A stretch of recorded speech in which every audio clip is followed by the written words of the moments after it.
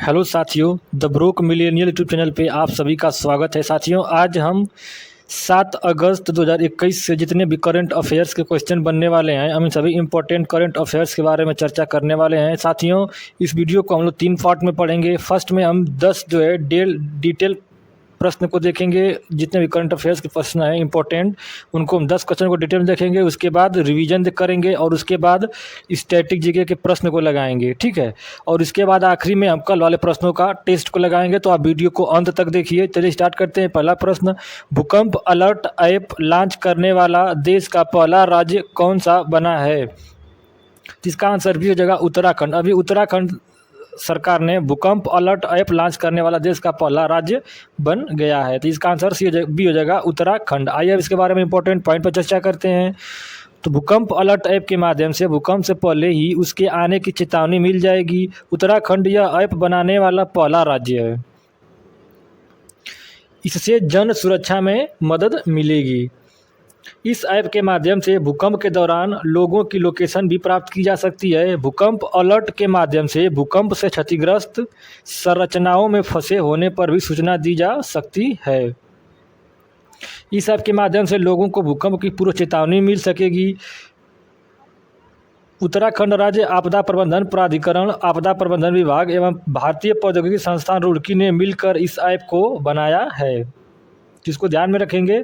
ये भी इम्पोर्टेंट है। उत्तराखंड के बारे में चर्चा कर रही है, तो ये उत्तराखंड के बारे में जानते हैं। साथियों, उत्तराखंड की जो स्थापना है ये 9 नवंबर 2000 ईस्वी को हुई थी। और उत्तराखंड की जो राजधानी है ये 2 है, देहरादून और गैरसैंण। ये इसको ध्यान रखेंगे, ये दोनों राजधानी है उत्तराखंड की। मुख्यमंत्री हैं इसके पुष्कर सिंह धामी और गवर्नर हैं बेबी रानी मौर्य। और उत्तराखंड के मुख्य न्यायाधीश हैं राघवेंद्र सिंह चौहान, जिसको भी हमको ध्यान में रखना है। उत्तराखंड के 2 पड़ोसी राज्य हैं, कौन कौन से? तो हिमाचल प्रदेश, जो पड़ोसी राज्य हैं, हिमाचल प्रदेश पहला और दूसरा है ये उत्तर प्रदेश, ठीक है। और उत्तराखंड के 2 पड़ोसी देश भी हैं, कौन कौन से? तो तिब्बत यानी और नेपाल। तिब्बत और नेपाल जो उत्तराखंड के हैं 2 पड़ोसी देश हैं। अब उत्तराखंड की लोकसभा की सीट की बात करते हैं तो लोकसभा की सीट 5 है और राज्यसभा की सीट 3 है और विधानसभा की सीट 71 है। तो इसको ध्यान में हमको रखना है। अब उत्तराखंड की प्रमुख झीलें हैं, ये इसको देखेंगे। और इसको एक चीज़ ध्यान रखेंगे, जितना भी ताल लगी हुई झीलें आती हैं, जैसे नैनीताल, डोडीताल, भीमताल, सातताल, राकसताल, मालाताल, देवताल, खुरपाताल, झिलमिलताल, दोनसागर झील, गिरताल झील, श्यामलाताल झील, रूपकुंड झील, सतातले सत्ता झील, नौकछियाल झील, गौरीकुंड झील, नदीकुंड झील, सुरपाताल झील, यह सभी उत्तराखंड की प्रमुख झीलें हैं। जितने भी ताल लगी हुई झीलें हैं ये सब उत्तराखंड की हैं। आज जानते हैं इसके बारे में। और उत्तराखंड के Jim Corbett Hailey National Park Bharat का सबसे पुराना राष्ट्रीय उद्यान है, जिसकी स्थापना 1936 ईस्वी में हुई थी और यह अभी उत्तराखंड में स्थित है। इसको ध्यान में रखेंगे। मैंने इसको आपको राष्ट्रीय उद्यान वाले वीडियो में भी इसको बताया है कि 1936 में सबसे पहले इसकी स्थापना की गई थी। अगला प्रश्न देखते हैं। नंदा देवी राष्ट्रीय उद्यान, गंगोत्री राष्ट्रीय उद्यान, फूलों की घाटी राष्ट्रीय उद्यान, राजाजी राष्ट्रीय उद्यान, गोविंद पशु विहार राष्ट्रीय उद्यान, और यह सभी उत्तराखंड के प्रमुख नेशनल पार्क हैं। अगला देखते हैं। भारत का सबसे ऊंचा बांध टिहरी बांध है, जो कि भगीरथी नदी पर स्थित है और यह भी उत्तराखंड में स्थित है। उत्तराखंड में स्थित गंगोत्री, यहाँ से गंगा नदी निकलती है और यमुनोत्री यहाँ से यमुना नदी निकलती है। नंदा देवी पर्वत, यह भी उत्तराखंड में स्थित है। चिपको आंदोलन, जो कि पेड़ों को काटने से बचाने के लिए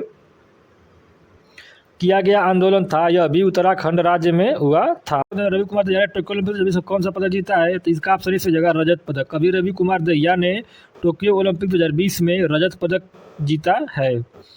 आइए जानते हैं इनके बारे में। तो भारतीय पहलवान रवि कुमार दहिया ने पुरुषों के 57 किलोग्राम फ्री स्टाइल वर्ग के फाइनल में रूसी ओलंपिक समिति के जूर युगेव से हार कर रजत पदक जीता है और यह टोक्यो ओलंपिक में भारत का 5वां पदक है। अब आइए, अब 5वां पदक है तो इससे पहले जो 4 मेडल उसको जानते हैं। तो टोक्यो ओलंपिक 2020 में पहला पदक मीराबाई चानू सिल्वर मेडल जीता था। दूसरा पीवी सिंधु कांस्य पदक जीता था और तीसरा लवलीन बोरगोहेन कांस्य पदक जीता था। और भारतीय पुरुष हॉकी टीम ने टोक्यो ओलंपिक 2020 में कांस्य पदक जीता था और ये 5वां पदक रवि कुमार दहिया ने जीता है। ये इम्पोर्टेंट है, इसको हमको ध्यान में रखना है, ये एग्जाम में पूछा जा सकता है।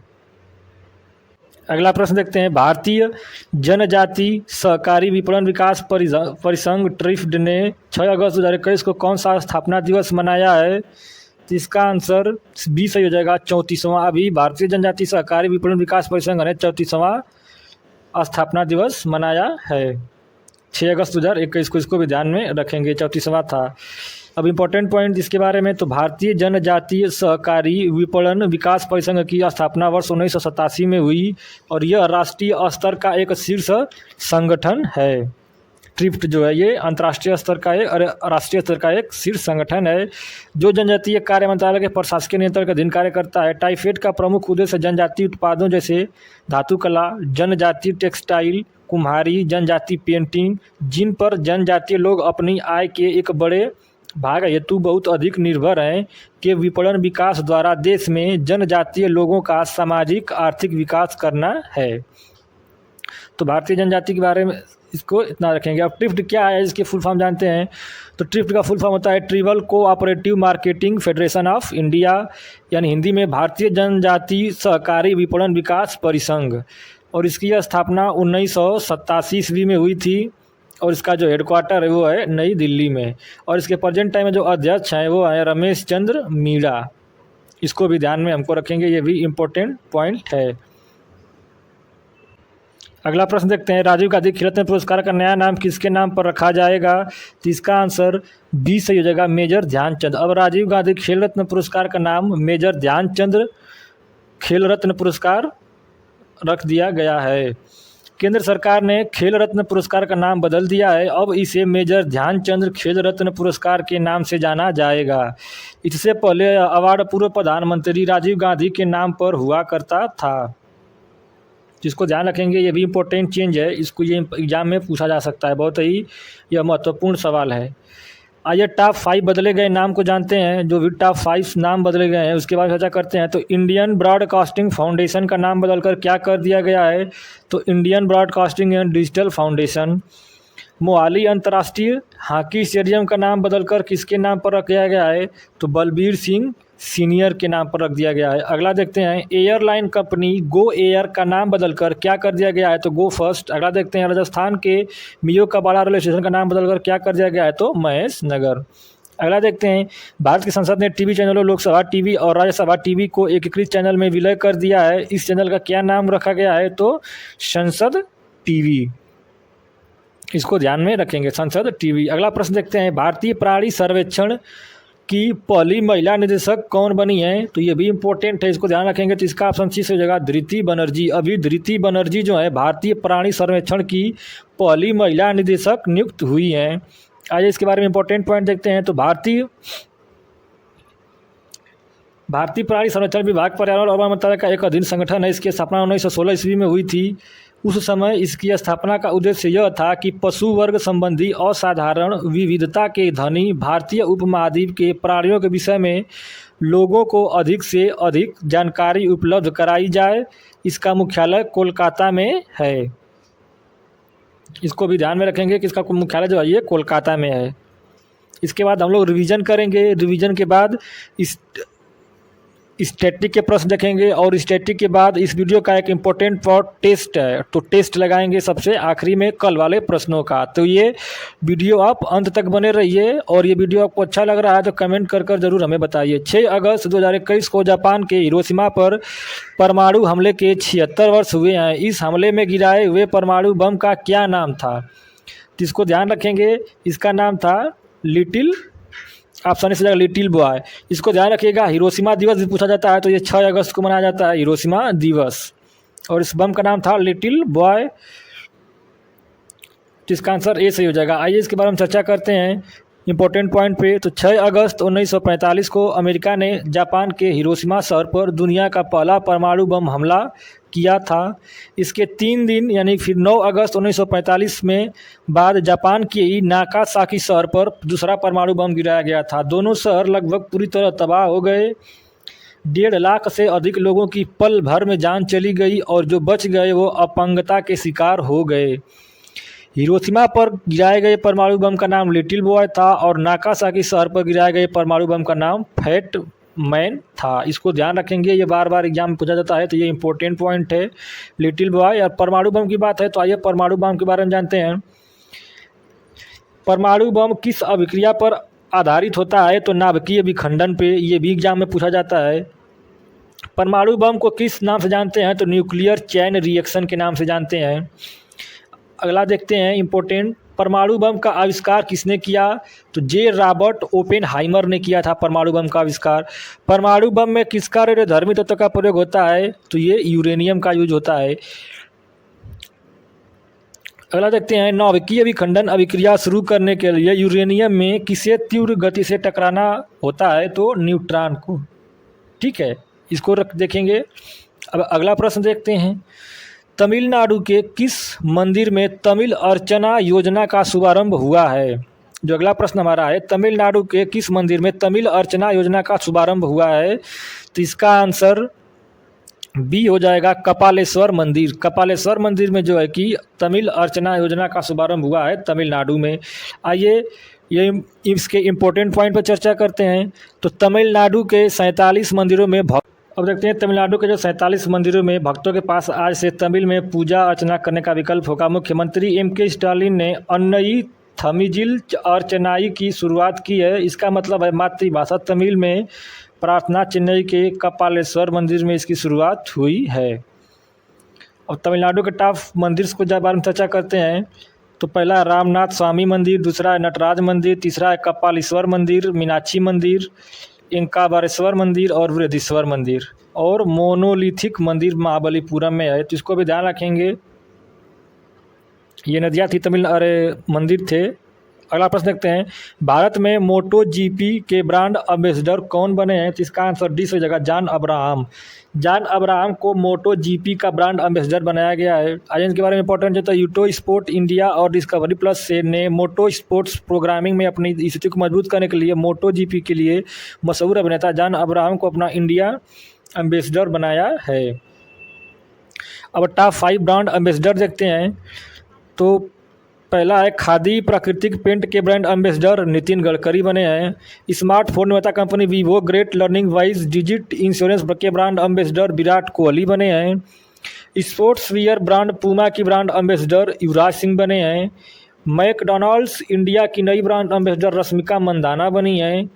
Footwear company Bata India limited के नए ब्रांड एम्बेसडर देने हैं। अगला प्रश्न देखते हैं, Balakot air strike how India avenge Pulwama नामक पुस्तक लॉन्च हुई। इस पुस्तक को किसने लिखा है, तो इसका आंसर सी से जगह मनन भट्ट ने। अभी मनन भट्ट ने Balakot air strike how India avenge Pulwama पुस्तक को लिखा है। और टाइप बुक एंड ऑथर देखते हैं, इंडिया 2030 द राइज ऑफ रजाइसिक नेशन पुस्तक को किसने लिखा है, तो गौतम चिकेर माने ने। One question that can save your life पुस्तक को विश्वास्वरूप राय चौधरी ने लिखा है। अगला देखते हैं, element of quantitative genetics A conceptual approach पुस्तक डॉक्टर श्रुति शर्मा ने लिखा है। कीप सरप built a better brain and 80 पुस्तक को संजय गुप्ता ने लिखा है। ब्लीडिंग इंडिया फॉर ऑर्गरेस 1000 कट्स पुस्तक को विनय कुमार सिंह ने लिखा है। और अगला प्रश्न और आज का आखिरी प्रश्न देखते हैं, इसके बाद रिवीजन। सिंधु केंद्रीय विश्वविद्यालय का निर्माण कहाँ किया जाएगा, तो इसका आंसर बी सही जगह लद्दाख में। लद्दाख में जो है सिंधु केंद्रीय विश्वविद्यालय का निर्माण किया जाएगा, तो ऑप्शन बी सही जगह लद्दाख। अब इंपॉर्टेंट पॉइंट देखते हैं, तो लद्दाख के केंद्र शासित प्रदेश के 2 साल पूरे होने के मौके पर नरेंद्र मोदी सरकार ने लद्दाख में केंद्रीय विश्वविद्यालय बनाने के प्रयासों को और तेज कर दिया है। लोकसभा में केंद्रीय विश्वविद्यालय संशोधन विधेयक 2021 पेश किया गया, जिसमें संघ राज्य क्षेत्र लद्दाख में एक केंद्रीय विश्वविद्यालय स्थापित करने का प्रावधान किया है। लद्दाख में प्रस्तावित केंद्रीय विश्वविद्यालय का नाम सिंधु केंद्रीय विश्वविद्यालय रखने का प्रस्ताव इसमें किया गया है। तो ये था इससे रिलेटेड इम्पोर्टेंट पॉइंट। अब हम लोग देखेंगे 10 फुल डिटेल प्रश्न हमने अभी देखा। अब इस देखेंगे इन 10 फुल डिटेल प्रश्नों का रिवीजन। तो वीडियो का एक इम्पोर्टेंट पार्ट है रिवीजन। जितने भी प्रश्न पढ़े हैं उनका एक बार हम लोग रिवीजन करेंगे। वीडियो आपको पसंद आ रही है तो कमेंट के माध्यम से हमें ज़रूर बताइए। देखते हैं रिवीजन का पीडीएफ के लिए आप टेलीग्राम ग्रुप हमारा ज्वाइन कर सकते हैं, जिस पर डेली करंट अफेयर्स के वीडियो आपको मिल जाएंगे और स्टैटिक के जितने भी मैं टॉपिक उस पर डाल रहा हूँ सब चीज़ें आपको टेलीग्राम ग्रुप में मिल जाएंगी। अगला प्रश्न देखते हैं, अरे डिवीजन का पहला प्रश्न देखते हैं। भूकंप अलर्ट ऐप लॉन्च करने वाला देश का पहला राज्य कौन सा बना है? तो इसका आंसर हो जाएगा उत्तराखंड। अगला प्रश्न, रवि कुमार दहिया ने टोक्यो ओलंपिक 2020 में कौन सा पदक जीता है? तो आंसर हो जाएगा रजत पदक यानी सिल्वर मेडल। अगला प्रश्न, भारतीय जनजाति सहकारी विपणन विकास परिसंघ ने 6 अगस्त 2021 को कौन सा स्थापना दिवस मनाया है? तो आंसर हो जाएगा 34वां। अगला प्रश्न देखते हैं, राजीव गांधी खेल रत्न पुरस्कार का नया नाम किसके नाम पर रखा जाएगा? तो आंसर हो जाएगा मेजर ध्यानचंद। अगला प्रश्न देखते हैं, भारतीय प्राणी सर्वेक्षण की पहली महिला निदेशक कौन बनी है? तो आंसर हो जाएगा धृति बनर्जी। अगला प्रश्न देखते हैं, 6 अगस्त 2021 को जापान के हिरोशिमा पर परमाणु हमले के 76 वर्ष हुए हैं। इस हमले में गिराए हुए परमाणु बम का क्या नाम था? तो आंसर होगा आपका लिटिल बॉय। अगला प्रश्न, तमिलनाडु के किस मंदिर में तमिल अर्चना योजना का शुभारंभ हुआ है? तो आंसर हो जाएगा कपालेश्वर मंदिर। अगला प्रश्न देखते हैं, भारत में मोटो जीप के ब्रांड एम्बेसडर कौन बने हैं? तो जॉन अब्राहम बने हैं। Balakot air strike how India एवेंज्ड Pulwama नामक पुस्तक लॉन्च, यह पुस्तक किसने लिखी है? तो आंसर होगा आपका मनन भट्ट। अगला प्रश्न देखते हैं, सिंधु केंद्रीय विश्वविद्यालय का निर्माण कहाँ किया जाएगा? तो आपका आंसर हो जाएगा लद्दाख। अब हमने जो है 10 फुल डिटेल क्वेश्चन का रिवीजन किया। अब देखेंगे डेली का जो स्टैटिक जीके का डोज है इसको देखेंगे, और ये स्टैटिक डोज एक इस वीडियो का इंपॉर्टेंट पॉइंट है, ये आपके एग्जाम की दृष्टि के लिए बहुत महत्वपूर्ण है। और ये सेट 100/5 इसको हम लोग देखेंगे। सभी इसमें प्रश्न सिलेक्टेड लिए गए हैं जो एग्जाम की दृष्टि से महत्वपूर्ण हैं। देखते हैं पहला, 1990 में अंतर्राज्यीय परिषद का प्रतिष्ठान किस आयोग की संस्तुति पर किया गया था? तो आंसर हो जाएगा आपका सरकारिया आयोग। अगला प्रश्न देखते हैं, संयुक्त राष्ट्र द्वारा अंतर्राष्ट्रीय ग्रामीण महिला दिवस कब मनाया जाता है? तो आंसर होगा 15 अक्टूबर। अगला प्रश्न देखते हैं, हाइड्रोजन बम किसके द्वारा विकसित किया गया था? तो आंसर होगा एडवर्ड टीलर के द्वारा। अगला प्रश्न, पुलित्जर पुरस्कार प्राप्त करने वाले प्रथम भारतीय कौन थे? तो गोविंद बिहारी लाल। ये भी इम्पॉर्टेंट है, इसको ध्यान रखेंगे। अगला देखते हैं, 1870 के दशक में बम्बई सचिवालय का डिजाइन किसने तैयार किया? तो एच सेंट क्लेयर विल्किंस ने। अगला देखते हैं, रेडियो धर्मिता खोज किसने की थी? तो हेनरी बेकवेरेल ने। अगला देखते हैं, हाइड्रोजन बम किस सिद्धांत पर कार्य करता है? तो नाभिकीय संलयन अभिक्रिया पे काम करता है। परमाणु बम किस सिद्धांत पर कार्य करता है? तो नाभिकीय विखंडन अभिक्रिया पे करता है। अगला देखते हैं, भारतीय संविधान में विधि का शासन विचार कहाँ से लिया गया है? तो इंग्लैंड से लिया गया है। अब देखते हैं कल वाले प्रश्नों का टेस्ट, और टेस्ट इस वीडियो का एक इम्पोर्टेंट पार्ट है। और इस टेस्ट के क्वेश्चंस को आप वीडियो पुश करके इसके ऑप्शन जो सही है उसको कमेंट किया करिए, और फिर उसके बाद आप आंसर देखा करिए। तो वीडियो पुश करके आप पहले कमेंट करके आंसर बताइए, उसके बाद फिर वीडियो देखा करिए। तो चलिए स्टार्ट करते हैं कल वाले प्रश्न का टेस्ट। भारतीय पुरुष हॉकी टीम ने टोक्यो ओलंपिक 2020 में कौन सा पदक जीता है? तो आपके पास 4 ऑप्शन है, और इसमें से आपको कमेंट करके बताना है कौन सा सही है। तो इसका आंसर सी सही हो जाएगा, कांस्य पदक। अगला देखते हैं, किस राज्य की पुलिस ने 100% अंकों के साथ crime and criminal tracking network system के तहत भारत में पहला स्थान हासिल किया है? तो इसका आंसर भी हो जाएगा हरियाणा। अगला प्रश्न देखते हैं, गुइडो बेलिडो किस देश के नए प्रधानमंत्री बने हैं? तो इसका आंसर हो जाएगा ए पेरू। अगला प्रश्न देखते हैं, काजीगुंड और बनिहाल के बीच 8.5 किलोमीटर टनल को यातायात परीक्षण के लिए खोला गया। यह टनल कहाँ स्थित है? तो इसका आंसर सी सही हो जाएगा, जम्मू कश्मीर। अगला प्रश्न देखते हैं, orienting an Indian in Japan नामक पुस्तक लॉन्च हुई है। यह पुस्तक किसने लिखी है? तो इसका आंसर ये सही हो जाएगा, पल्लवी अय्यर ने। अगला प्रश्न देखते हैं, महाराष्ट्र के नए लोकायुक्त कौन नियुक्त हुए हैं? तो इसका आंसर ये सही हो जाएगा, वीएम कनाडे। अगला प्रश्न देखते हैं, नाफ्ता झांकरी हाइड्रो पावर स्टेशन ने 1 महीने में सबसे ज़्यादा बिजली पैदा करने का रिकॉर्ड बनाया है। यह पावर स्टेशन किस नदी पर स्थित है? तो इसका आंसर बी सही हो जाएगा, सतलुज नदी पर।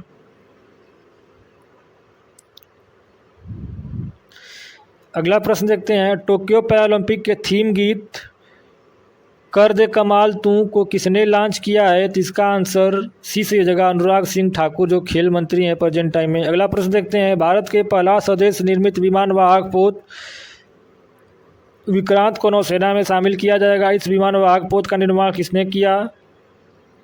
इसका आंसर ए सही हो जाएगा, कोचिन शिपयार्ड लिमिटेड ने। और आखिरी प्रश्न देखते हैं, चित्री कार्बाइन नामक एक नया उच्च तकनीक और कम ध्वनि वाला हथियार लॉन्च किया गया है। इसका निर्माण किसने किया है? तो इसका आंसर डी सही हो जाएगा, ऑर्डिनेंस फैक्ट्री तिरुचिरापल्ली ने। तो साथियों ये रहे हमारे टेस्ट, हमने देखे 10 फुल डिटेल प्रश्न, इसके बाद स्टैटिक रिवीजन किया 10 फुल का, फिर स्टैटिक चर्चा किया, फिर कल वाले प्रश्न का टेस्ट किया। तो ये वीडियो आपको कैसी लग रही है कमेंट करके हमें ज़रूर बताएं। और ये मुझे उम्मीद है कि आप वीडियो डेली देखेंगे तो आपको वीडियो 100% तक इस वीडियो से फ़ायदा होने वाला है। Thank you. Have a